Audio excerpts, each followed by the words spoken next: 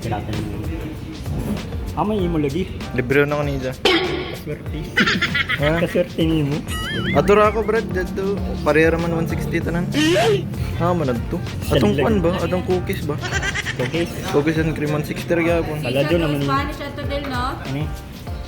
Oh. Ayun. 180 ba da? Sigara ka. Down na lang. Bayaran naman yung mga kasunod. Full the bitaw. Dito, joke lang. Nega, kamatchman yun. Gaga kwartahan no. Ming sa biraka. Kabi sa kasuga dia brad, dia brad.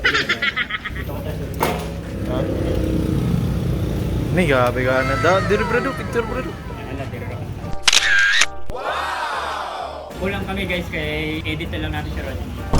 Ang ganda ng lugar pero yung pagtingin mo sa gilid, construction.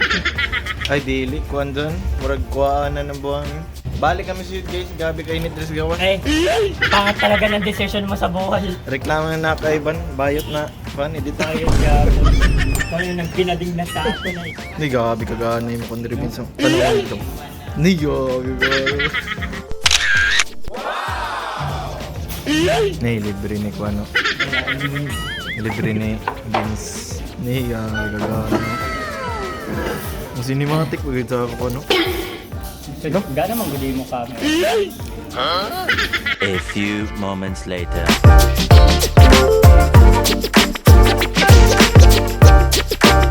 Tara guys, biraka. Makita ni Dudres Surigao. Let's go.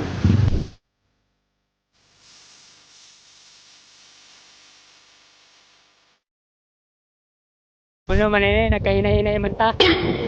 Man ini mapataya na ini motor. Yo. Kaya kita ini na may oras. Nagkahinay-hinay naman gadi kita ani. Katiguang naman ini na motor. Katiguang yung takida. Diri oh. Lipata. Rolling to guys.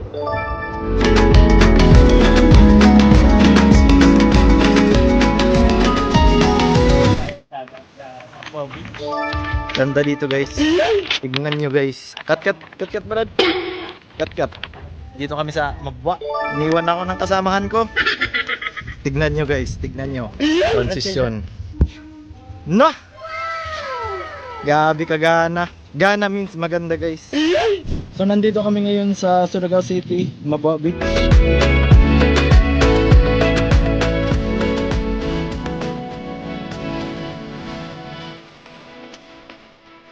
Gusto nyo mamasyal dito, punta lang kayo dito sa Mabwa Beach. Search nyo sa Google Map, bahala kong diyan.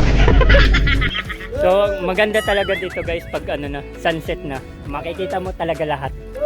Yan. Makikita mo talaga lahat lalo na pag sunset. Roden Bayo! So again guys, I am Mark Vincent Robin At ako si Vince. sa One Man Production. So kung gusto niyo maging editor, mag-upload kami ng mga video tutorials at gagawa rin kami soon, God willing, ng podcast. Podcast. Gagawa kami ng podcast na. Pag-uusapan natin dun yung about sa video editing, lalakipan din natin mga biblical scriptures para motivation sa ating mga paggawa. Tuturuan din namin kayo lalo na yung pag-handle ng clients, paghanap ng clients. Siyempre yung sa client parang nangliligaw ka lang nun. Siyempre pag nangliligaw ka hindi ka mangluloko sa umpisa kasi magkakaproblema ka rin. Parang lang yan, relation lang yung yung pag-uusap mo sa Sa clients. Yung Dapat connection maging mo sa client mo. dapat maging honest ka. Oo. Pero nasa sa'yo na rin kung jojowain mo yung client mo. Iba na yan, bro. Joke lang. Iba na yan. Lalakipan nyo ng pag-ibig. Di ba kung love mo yung ginagawa mo, parang hindi ka nakakaramdam ng pagod man lang. O maramdaman mo na trabaho yung trabaho mo, di ba? I-enjoy mo lang bali. Oo. Sa video editing, hindi ka magpo-focus sa pera. Ang magpo-focus ka dapat sa skill mo. Pag na-upgrade mo naman yung skill mo, dadating din naman yung pera na gusto mo na dapat na makuha. Yun, focus ka sa learning skill. Mag-learn ka araw-araw. Huwag kang titigil sa pag-learn ng new skill, new update. Lalo na ngayon, may mga AI na magagamit natin yun as video editor. Love your work. Yun sabi nga sa 1 Corinthians chapter 16 verse 14, let all you do be done in love. So lahat ng gagawin natin sa pag-ibig. At sabi din sa Philippians chapter 4 verse 13, can do all things through Christ who strengthens me. Yan. So yun guys, So yun guys. dito lang muna at yan. Yan ang Enjoy muna natin yung tayo. view. Dito kami sa Surigao. In One Man Production, we work as one.